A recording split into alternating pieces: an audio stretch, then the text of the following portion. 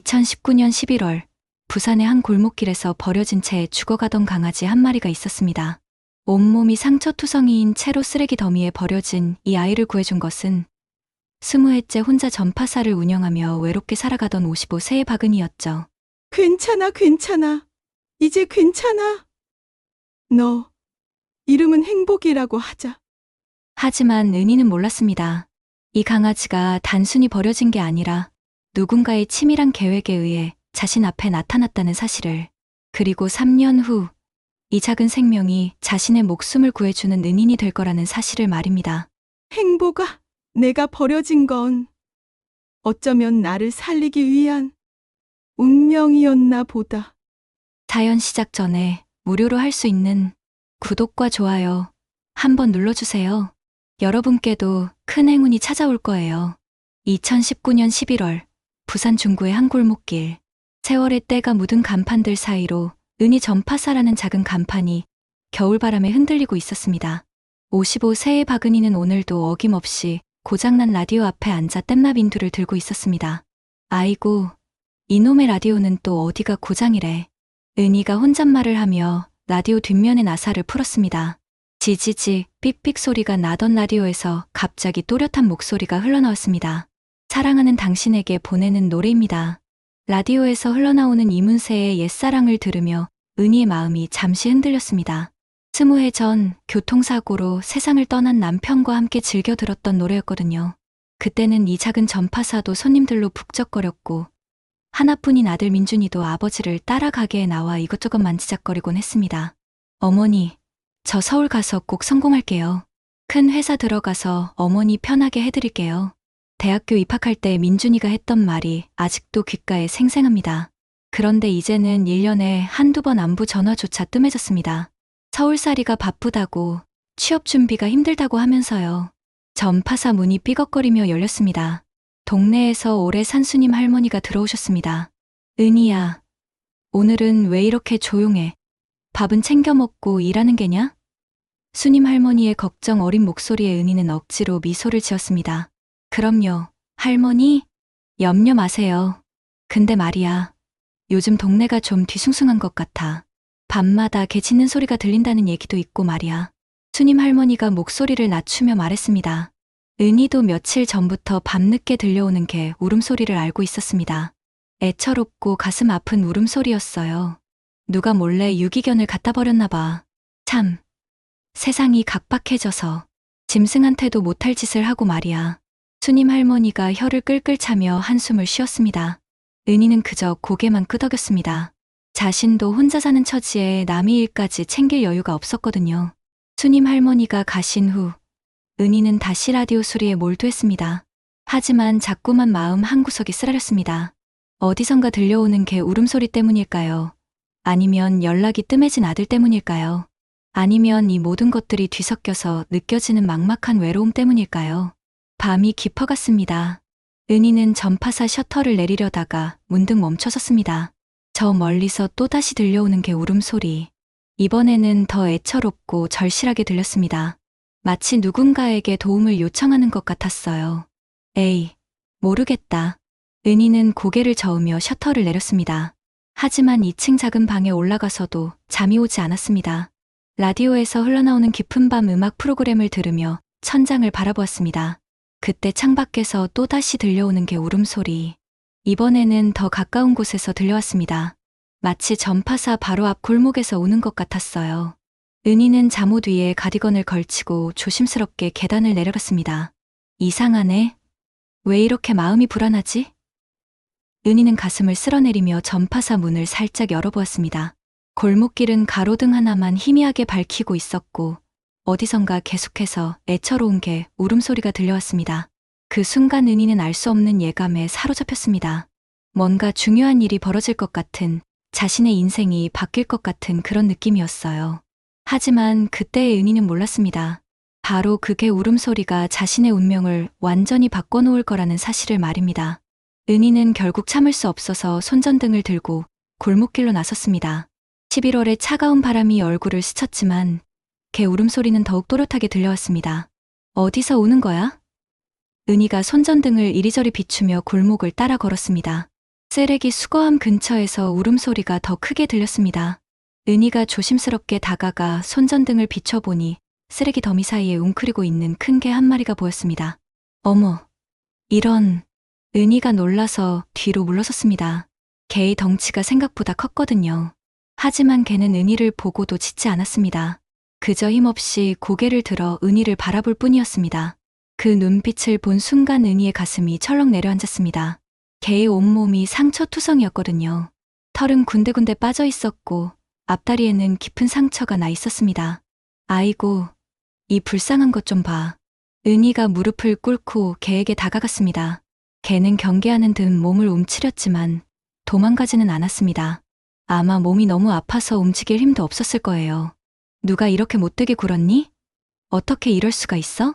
은희가 조심스럽게 손을 내밀자 개가 킁킁 냄새를 맡았습니다. 그리고는 축 늘어진 꼬리를 살짝 흔들었어요. 그 모습이 너무나 애처로워서 은희의 눈시울이 뜨거워졌습니다. 괜찮아, 괜찮아. 무서워하지 마. 개의 상태를 자세히 살펴보니 상황이 심각했습니다. 단순히 길에서 다친 정도가 아니라 누군가 일부러 학대한 흔적이 역력했어요.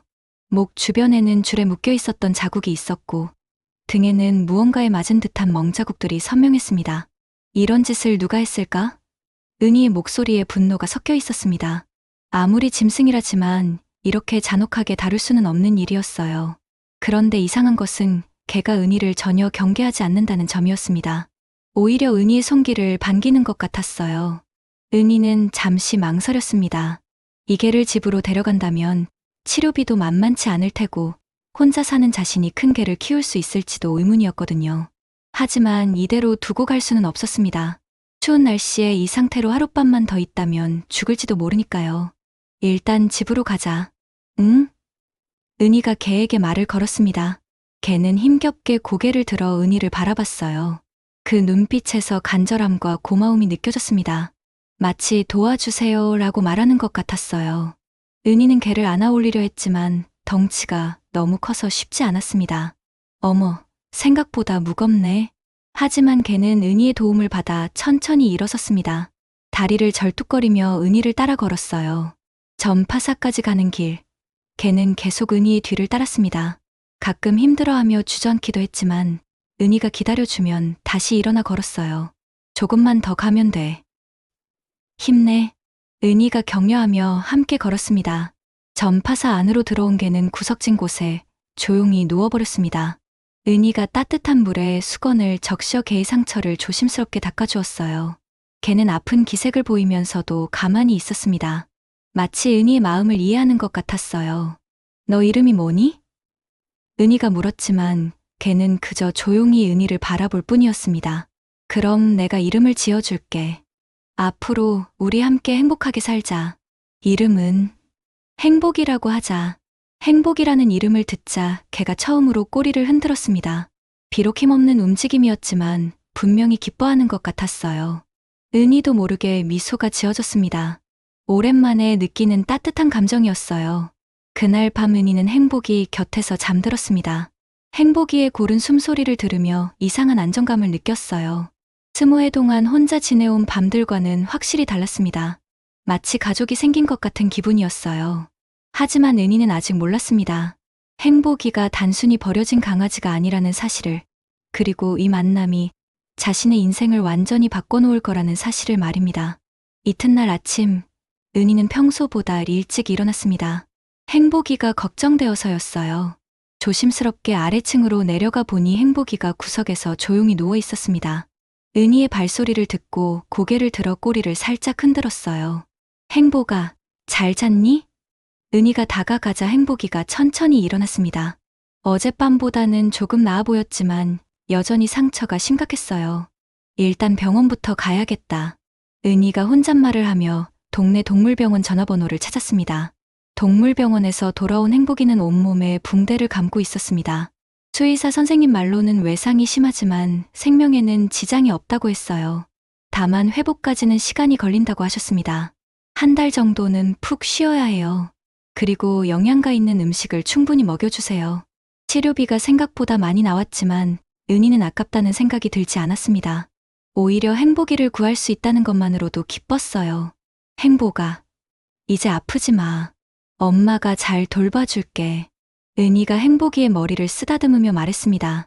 며칠 지나자 행복이의 상태가 눈에 띄게 좋아졌습니다. 상처도 아물어가고 식욕도 되돌아왔어요. 무엇보다 은희에게 완전히 마음을 연 것 같았습니다. 은희가 전파사에서 일할 때면 곁에 조용히 앉아 있었고, 밤에는 은희 방문 앞에서 지키고 있었어요. 행복이 참 영리하네. 수님 할머니가 전파사에 들르실 때마다 행복이를 귀여워하셨습니다. 은희야, 이게 덕분에 너도 표정이 많이 밝아졌다. 혼자 사는 것보다 훨씬 좋아 보여. 은희도 그 말이 맞다고 생각했습니다. 행복이가 온 후로 집안 분위기가 확실히 달라졌어요.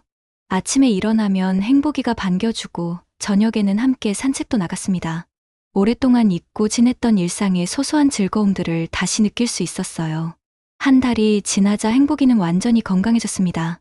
덩치도 원래대로 돌아왔고 털도 윤기가 돌았어요. 무엇보다 눈빛이 살아났습니다. 처음 만났을 때의 그 절망적인 눈빛은 온데간데 없이 사라지고 이제는 생기 넘치는 모습이었어요. 행복아, 이제 정말 우리 가족이 된 것 같구나. 은희가 행복이를 안으며 말했습니다. 행복이도 은희의 품에 얼굴을 비비며 응답했어요. 그 순간 은희는 깨달았습니다.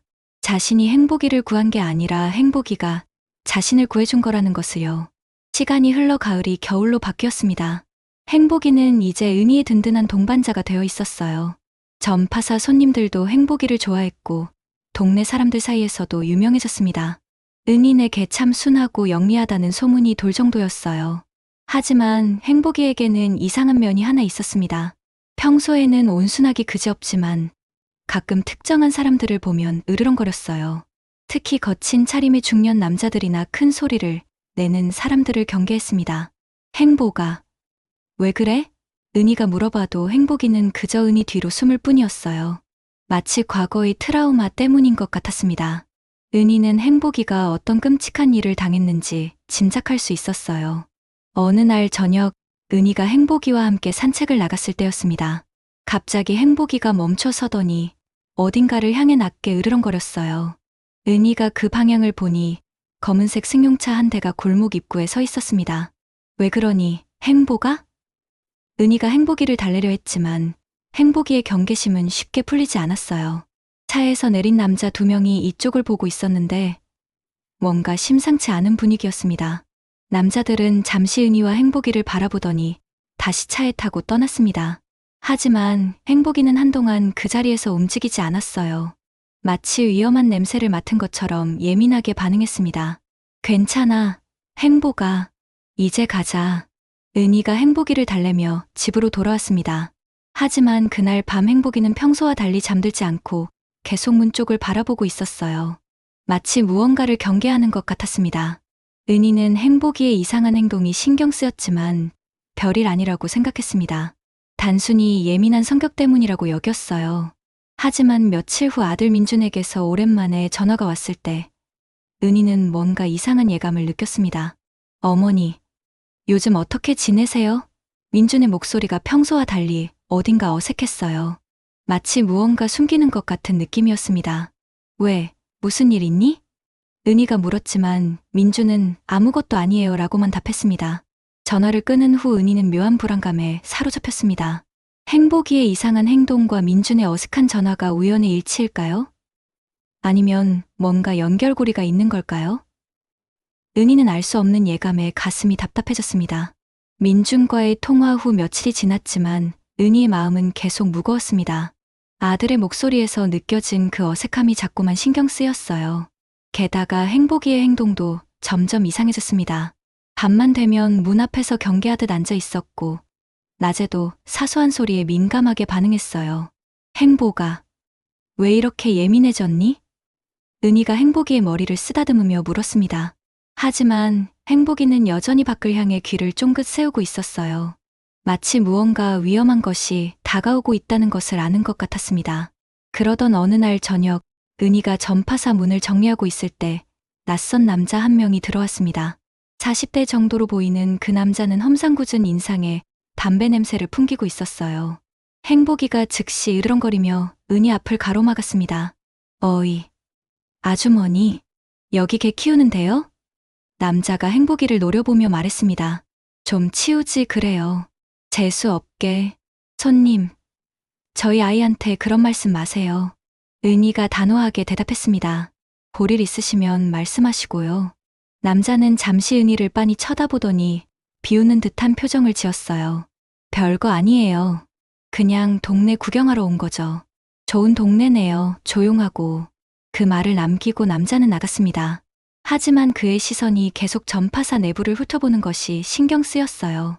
남자가 나간 후에도 행복이는 한동안 문 쪽을 보며 경계를 늦추지 않았습니다. 행복아, 이상한 사람이었지. 은희가 행복이를 달래며 말했어요. 행복이가 이렇게 강하게 반응하는 것은 처음이었습니다. 그날 밤, 은희는 잠들기 전에 민준에게 전화를 걸어봤습니다. 하지만 전화는 계속 꺼져 있었어요. 이상하네. 왜 전화를 안 받지? 며칠째 연락이 안 되는 상황이 점점 이상했습니다. 다음 날 아침, 동네에서 전파사를 하는 후배인 동수에게서 전화가 왔습니다. 누나, 안녕하세요. 그런데 혹시 민준이 누나한테 연락했나요? 동수의 목소리에 걱정이 묻어났어요. 왜? 무슨 일이야? 은희가 불안한 마음으로 물었습니다. 사실 며칠 전에 민준이를 봤는데요. 동수가 말을 머뭇거렸습니다. 좀 이상한 사람들이랑 같이 다니더라고요. 그것도 표정이 안 좋아 보였어요. 은희의 가슴이 철렁 내려앉았습니다. 어떤 사람들이야? 좀 거칠어 보이는 아저씨들이었어요. 그리고 민준이가 뭔가 쫓기는 것 같은 분위기였거든요. 혹시 무슨 일에 휘말린 건 아닌지. 동수의 말을 듣고 은희는 어젯밤 전파사에 온 남자가 떠올랐습니다. 혹시 그 남자와 관련이 있는 걸까요? 아니면 민준이가 정말 위험한 일에 휘말린 걸까요? 동수야, 혹시 그 사람들 어떻게 생겼는지 자세히 기억나? 은희가 다급하게 물었습니다. 글쎄요. 한 명은 40대 정도의 건장한 남자였고 담배를 계속 피우고 있었어요. 그리고 또 한 명은 동수가 묘사하는 남자의 모습이 어젯밤 전파사에 온 남자와 정확히 일치했습니다. 은희의 온몸에 소름이 돋았어요. 그들이 민준 때문에 여기까지 온 거였다면? 누나, 혹시 무슨 일 있으시면 바로 연락하세요. 걱정되네요. 동수가 걱정스러운 목소리로 말했습니다. 전화를 끊은 후 은희는 한동안 멍하니 앉아 있었습니다. 행복이가 다가와 은희의 무릎에 머리를 기댔어요. 마치 은희의 마음을 읽은 것처럼 위로해주는 것 같았습니다. 행복아, 우리 민준이가 위험한 일에 휘말린 걸까? 은희가 행복이에게 말했습니다. 행복이는 은희를 올려다보며 낑낑거렸어요. 그 눈빛에서 은희는 묘한 확신을 느꼈습니다. 행복이도 뭔가를 알고 있는 것 같았어요. 그날 저녁, 은희가 저녁을 준비하고 있을 때 행복이가 갑자기 짖기 시작했습니다. 밖에서 수상한 기척이 들렸어요. 은희가 조심스럽게 창문을 통해 밖을 내다보니 어젯밤 온 그 남자가 또 다른 남자와 함께 전파사 앞을 서성이고 있었습니다. 저 사람들이 또 왔네. 은희가 가슴을 졸이며 중얼거렸습니다. 행복이는 계속 낮게 으르렁거리며 경계하고 있었어요. 남자들은 잠시 전파사를 관찰하더니 천천히 사라졌습니다. 그날 밤 은희는 잠들 수가 없었습니다. 민준이에 대한 걱정과 그 수상한 남자들에 대한 불안감이 뒤섞여 마음이 복잡했어요. 행복이도 밤새 문 앞에서 경비를 서는 듯했습니다. 새벽녘, 은희는 결심을 굳혔습니다. 더 이상 이렇게 모른 척할 수는 없었어요. 민준이에게 무슨 일이 일어났는지, 그리고 그 남자들이 왜 자신을 찾아오는지 알아내야 했습니다. 하지만 은희는 아직 몰랐어요. 이 모든 일의 중심에 행복이가 있다는 사실을 말입니다. 다음 날 아침, 은희는 더 이상 참을 수 없어서 서울행 기차표를 샀습니다. 민준이에게 무슨 일이 일어났는지 직접 확인해야겠다고 마음먹었어요. 행복아, 엄마가 잠깐 다녀올게. 집 잘 지키고 있어. 행복이는 마치 은희의 마음을 아는 듯 심각한 표정으로 고개를 끄덕였습니다. 서울에 도착한 은희는 먼저 동수를 만났습니다. 동수의 전파사는 민준이가 자취하는 동네에서 멀지 않은 곳에 있었어요. 누나, 정말 오셨네요. 민준이 일 때문에 많이 걱정되시죠? 동수야, 너 그때 본 사람들 정확히 어떻게 생겼다고 했지? 은희가 다급하게 물었습니다. 동수가 묘사하는 남자들의 모습을 들으니 확신이 섰어요. 분명히 전파사에 온 그 남자들이었습니다. 누나, 사실 더 심각한 게 있어요. 동수가 목소리를 낮췄습니다. 민준이가 도박 빚에 휘말렸다는 얘기가 돌고 있어요. 그것도 꽤 큰 금액이라고. 은희의 머리가 하얘졌습니다. 도박 빚이라니 믿고 싶지 않았지만 모든 상황이 설명되었어요. 그 수상한 남자들이 사채업자였고 민준이 때문에 은희까지 찾아온 거였습니다. 얼마나 큰 빚이야? 은희가 떨리는 목소리로 물었습니다. 정확하진 않지만 몇 천만 원은 될 거라고 해요. 그리고 그 사람들이 민준이를 심하게 압박하고 있다고. 동수와 함께 민준이의 자취방으로 갔지만 민준이는 없었습니다. 집주인 할머니 말로는 며칠째 집에 들어오지 않는다고 했어요. 요즘 이상한 사람들이 자꾸 찾아와서 무서워 죽겠어요. 그 젊은이가 무슨 일에 휘말린 거예요? 은희는 발걸음을 돌려 민준이가 자주 간다던 근처 피방들을 찾아다녔습니다. 세 번째 피방에서 드디어 민준이를 발견했어요. 하지만 민준이의 모습은 은희가 기억하는 아들의 모습이 아니었습니다. 수척하게 마르고 눈이 충혈되어 있었어요. 민준아. 은희가 달려가 민준이를 불렀습니다. 민준이는 어머니를 보고 깜짝 놀라며 뒤로 물러섰어요. 어머니, 왜 여기까지? 너 때문에 얼마나 걱정했는데 도대체 무슨 일이야? 은희가 민준이의 팔을 잡았습니다. 민준이는 고개를 떨구고 말을 하지 않았어요. PC방 밖으로 나와서 민준이에게서 모든 사실을 들었습니다. 취업이 안 되는 스트레스로 시작한 도박이 점점 커져서 결국 사채까지 손을 댔다는 것이었어요. 어머니, 정말 죄송해요. 처음엔 조금만 따서 용돈이나 벌려고 했는데 얼마나 빚이 있는 거야? 은희가 물었습니다. 3천만 원이요. 민준이가 작은 목소리로 대답했습니다. 그런데 이자가 계속 불어나서 지금은 5천만 원 넘게. 은희는 앞이 캄캄했습니다. 전파사를 팔아도 그 돈을 만들기 어려운 금액이었어요. 그래서 그 사람들이 우리 집까지 온 거구나. 네? 어머니 집에 누가 왔다고요? 민준이가 놀라며 물었습니다. 은희가 며칠 전부터 수상한 남자들이 전파사 근처를 배회하고 있다고 말하자 민준이의 얼굴이 새파랗게 질렸어요. 어머니, 정말 죄송해요. 제가 어떻게든 해결할게요. 어머니는 절대 건드리지 못하게 할게요. 그때 민준이의 휴대폰이 울렸습니다. 민준이는 전화를 받더니 얼굴이 더욱 창백해졌어요. 네, 알겠습니다. 오늘 밤까지. 전화를 끊은 민준이가 절망적인 표정을 지었습니다. 오늘 밤까지 돈을 마련하지 못하면 어머니 전파사로 찾아가겠다고 해요. 민준이가 떨리는 목소리로 말했습니다. 어머니, 어떻게 하죠? 은희의 머릿속이 복잡했습니다.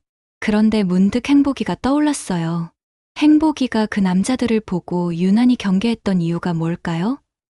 단순히 낯선 사람이라서였을까요? 민준아, 그 사람들 혹시 동물을 키우거나 그런 적 있어? 은희가 갑자기 물었습니다. 왜 갑자기 그런 걸 물어보세요? 민준이가 의아해했습니다. 우리 집에 개가 있거든. 그런데 그 사람들을 보면 유난히 경계를 해서. 민준이가 잠시 생각하더니 이상한 표정을 지었어요. 어머니, 혹시 그 개가 큰 개예요? 갈색 털에? 너 행복이를 아니? 은희가 놀라며 물었습니다. 행복이요? 그게 이름이 행복이에요. 민준이의 눈이 커졌습니다. 어머니, 혹시 그게 어디서 구했어요? 은희가 행복이를 처음 만난 경위를 설명하자 민준이의 얼굴이 점점 굳어졌어요. 어머니, 그 개 때문에 이 모든 일이 시작된 거예요. 무슨 소리야? 은희가 당황했습니다. 그 사채업자들이 저를 협박하려고 일부러 그 개를 학대해서 어머니 집 근처에 버린 거예요. 어머니가 개를 불쌍히 여겨 키우게 되면 나중에 그 개를 인질로 잡아서 저를 더 강하게 압박하려고 했던 거라고. 은희는 믿을 수 없다는 표정으로 민준이를 바라봤습니다. 행복이가 단순히 버려진 개가 아니라 자신을 이용하려는 계획의 일부였다니. 하지만 동시에 분노가 치밀어 올랐어요. 무고한 동물을 그렇게 잔혹하게 이용했다니. 민준이의 말을 들은 은희는 한동안 말을 잇지 못했습니다. 행복이가 자신을 협박하기 위한 도구로 이용당했다니.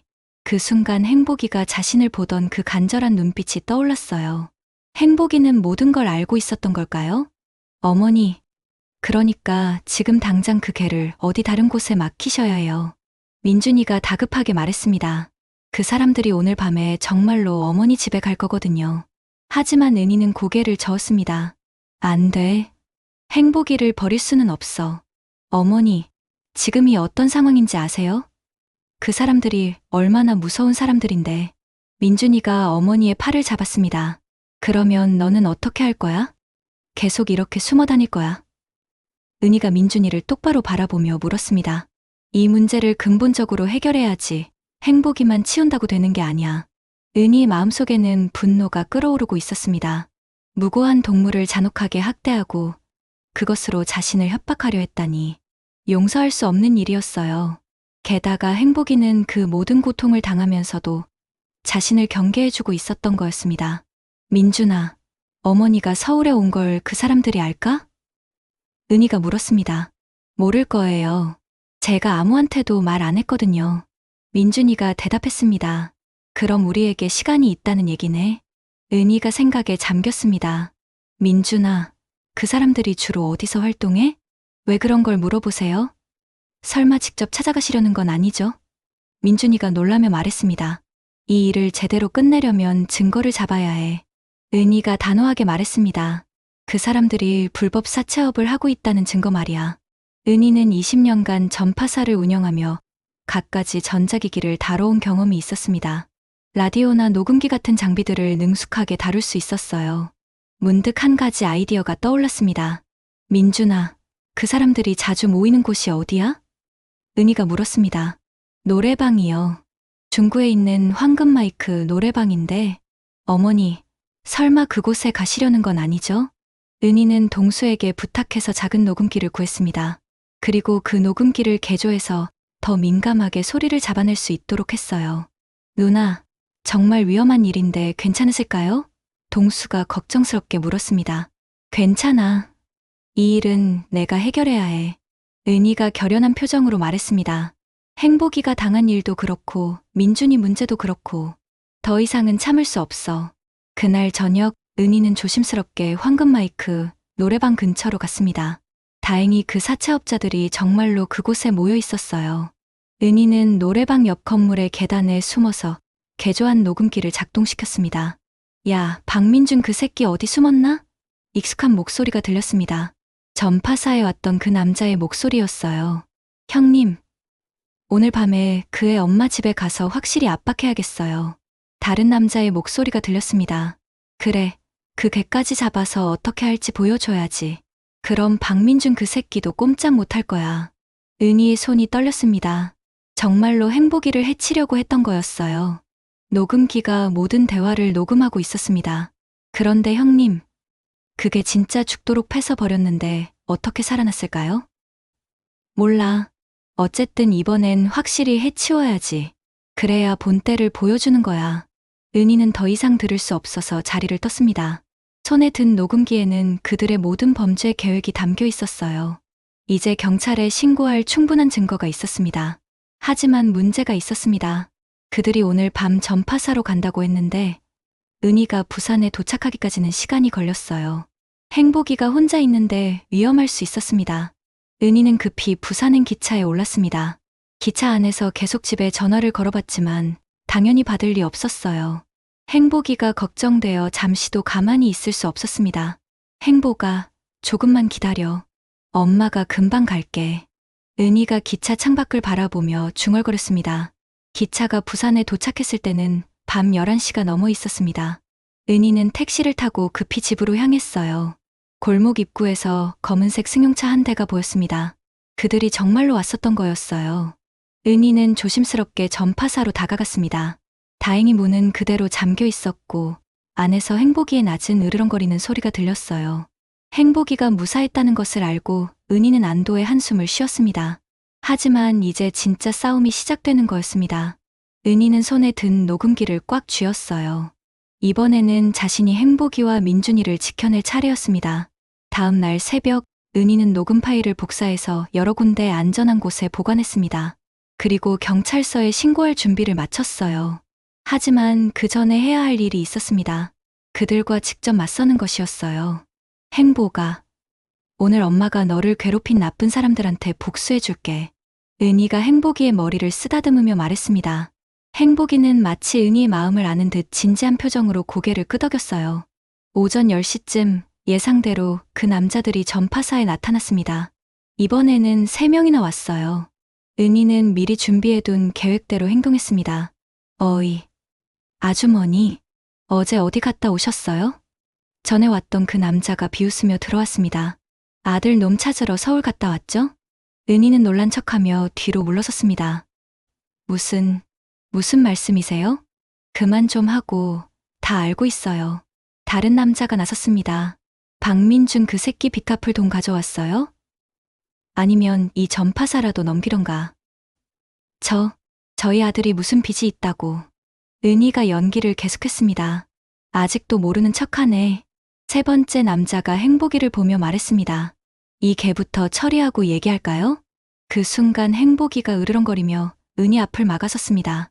남자가 행복이에게 손을 뻗으려는 순간 은희가 큰 소리로 외쳤어요. 그만해. 은희의 목소리가 전파사 안에 울렸습니다. 감히 내 놈들이 내 가족을 건드려?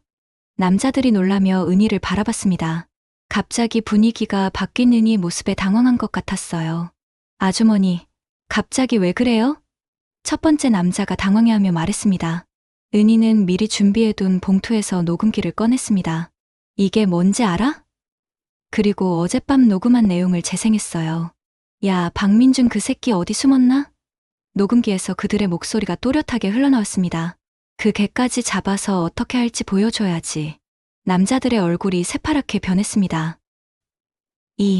이게 뭐예요? 내 놈들이 어젯밤에 한 얘기야. 은희가 단호하게 말했습니다. 불법 사채업에 동물 학대까지. 경찰이 들으면 얼마나 좋아할까? 아주머니, 이거 어디서? 남자들이 당황해서 말을 제대로 잇지 못했어요. 그뿐만 아니야. 은희가 또 다른 봉투를 꺼냈습니다. 내 놈들이 행복이를 학대한 증거도 다 모아뒀어. 동물병원 진료 기록, 상처 사진, 그리고 목격자 진술까지. 은희는 지난 몇 달 동안 행복이를 치료하며 모든 기록을 꼼꼼히 보관해뒀던 것입니다. 처음에는 단순히 치료 기록으로 남겨둔 것이었지만 이제는 그것이 결정적인 증거가 되었어요. 그리고 이것도 봐. 은희가 세 번째 봉투를 꺼냈습니다. 내 놈들이 우리 집 주변을 배회한 것도 다 키트에 찍혔어. 동네 상점들 키트 화면 다 받아뒀거든. 사실 이것은 은희의 허세였습니다. 실제로는 그런 자료가 없었어요. 하지만 남자들은 이미 너무 당황한 상태라 그것을 의심할 여유가 없었습니다. 아주머니, 우리가 좀 과했을 수도 있지만 첫 번째 남자가 말을 더듬었습니다. 과했다고? 은희의 목소리에 분노가 실렸습니다. 무고한 동물을 죽도록 패고 그걸로 사람을 협박하려 했으면서 과했다고? 행복이가 으르렁거리며 남자들을 노려봤습니다. 이번에는 행복이도 무섭지 않았어요. 은희가 곁에 있다는 것을 알고 있었거든요. 지금 당장 내 아들한테서 손 떼고 빚 문제도 정당한 방법으로 해결해. 은희가 명령조로 말했습니다. 그리고 행복이한테 사과해. 아주머니, 그게... 남자들이 주저했습니다. 안 그러면 이 모든 증거를 가지고 당장 경찰서에 갈 거야. 은희가 녹음기를 흔들며 말했습니다. 불법 사채업, 동물학대, 협박죄. 한 몇 년은 들어가겠네.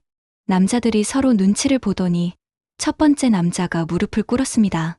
죄송합니다. 저희가 너무 심했어요. 행복이한테 사과하라고 했어. 은희가 차갑게 말했습니다. 남자가 행복이를 보며 고개를 숙였습니다. 미안해. 정말 미안해. 행복이는 여전히 경계를 늦추지 않았지만 은희의 손을 느끼며 조금 안정된 것 같았어요. 그리고 내 아들 빚은 원금만 받아. 은희가 조건을 제시했습니다. 불법 이자는 다 포기하고. 알겠습니다. 알겠습니다. 남자들이 고개를 끄덕였습니다. 마지막으로 다시는 우리 가족 앞에 나타나지 마. 은희가 최후 통첩을 했습니다. 그리고 일주일 안에 정식으로 사과문을 가져와. 그러면 경찰 신고는 안 할게. 남자들이 서둘러 나가고 나서 은희는 행복이를 꽉 안았습니다. 행복아, 이제 정말 끝났어. 우리 이겼다. 행복이가 은희의 품에서 꼬리를 흔들었어요. 오랜만에 보는 행복한 표정이었습니다. 그로부터 일주일 후 약속대로 그 남자들이 정식 사과문을 가져왔습니다. 민준이의 빚도 원금만 받기로 하고 깔끔하게 정리되었어요. 은희는 전파사를 팔아서 그 돈을 마련했습니다. 20년간 지켜온 터전이었지만 가족이 더 소중했거든요. 민준이도 서울에서 내려와 어머니께 진심으로 사과했습니다. 어머니, 정말 죄송해요. 제가 한심해서. 민준이가 무릎을 꿇고 눈물을 흘렸어요. 이제 됐다. 다시 시작하면 돼. 은희가 아들의 머리를 쓰다듬으며 말했습니다. 중요한 건 내가 깨달았다는 거야. 행복이는 그 모든 과정을 지켜보며 조용히 은희 곁을 지켰습니다. 이제는 예전처럼 예민하게 반응하지 않았어요. 마치 모든 위험이 지나갔다는 것을 아는 것 같았습니다. 행복아, 너 정말 고마워. 은희가 행복이를 안으며 말했습니다. 내가 아니었다면 이 모든 일을 해결할 수 없었을 거야. 전파사를 정리하면서 은희는 새로운 계획을 세웠습니다. 행복이처럼 학대받고 버려진 동물들을 도와주고 싶다는 생각이 들었어요. 전파사 판매 대금 중 일부를 써서 작은 동물 보호소를 차리기로 했습니다.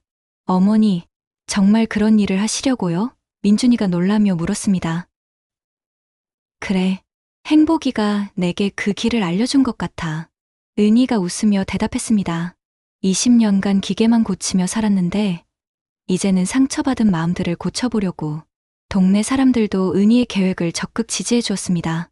수님 할머니는 은희야, 내가 하는 일이라면 무조건 응원한다며 첫 번째 후원자가 되어주셨어요. 보호소 준비를 하는 동안 여러 가지 일들이 있었습니다. 행정 절차도 복잡했고 자금도 부족했어요. 하지만 은희는 포기하지 않았습니다. 행복이가 자신에게 보여준 끈기와 용기를 본받았거든요.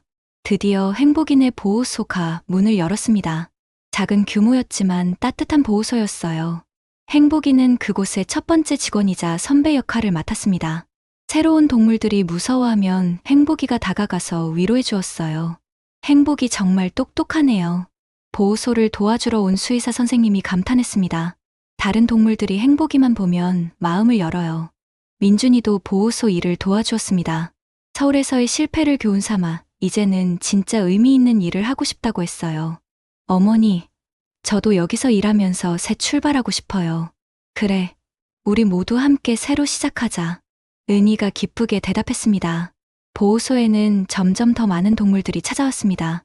학대받은 개들, 버려진 고양이들, 다친 새들까지. 은희와 행복이는 그 모든 생명들을 보살폈어요. 때로는 힘들고 슬픈 일도 있었지만 동물들이 건강을 되찾고 새 가족을 만나는 모습을 볼 때마다 보람을 느꼈습니다. 어느 날, 한 가족이 보호소를 찾아왔습니다. 어린 딸을 둔 부부였는데 행복이를 보고 한눈에 반했어요. 이 개를 입양하고 싶어요. 은희의 마음이 복잡해졌습니다. 행복이를 보내기가 쉽지 않았거든요. 하지만 행복이의 행복을 생각하면 그것이 맞는 것 같았어요. 행복아, 너 어떻게 생각해? 은희가 행복이에게 물었습니다. 행복이는 그 가족을 바라보더니 은희를 올려다봤어요. 그 눈빛에서 은희는 행복이의 마음을 읽을 수 있었습니다. 죄송해요. 행복이는 보낼 수 없어요. 은희가 그 가족에게 말했습니다. 이 아이는 이곳의 가장 중요한 가족이거든요.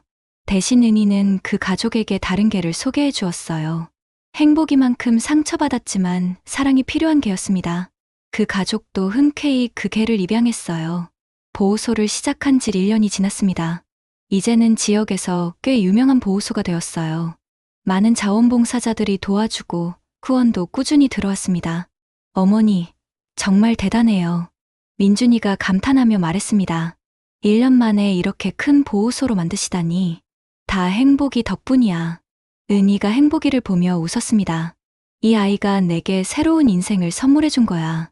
행복이는 이제 완전히 다른 개가 되어 있었습니다. 상처받았던 과거의 모습은 온데간데 없고 당당하고 건강한 모습이었어요.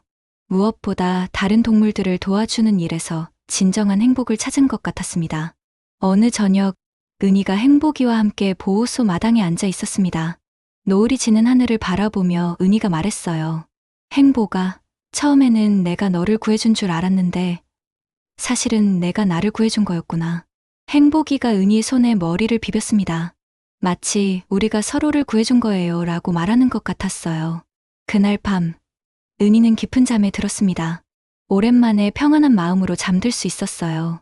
꿈에서는 더 많은 동물들이 행복해하는 모습이 보였습니다. 그리고 그 중심에는 언제나 행복이가 있었어요. 버려진 강아지였던 행복이는 이제 수많은 생명들의 희망이 되었습니다. 그리고 은희도 새로운 인생의 행복을 찾았어요. 진정한 행복은 서로를 구원해주는 것에서 온다는 걸 깨달았습니다.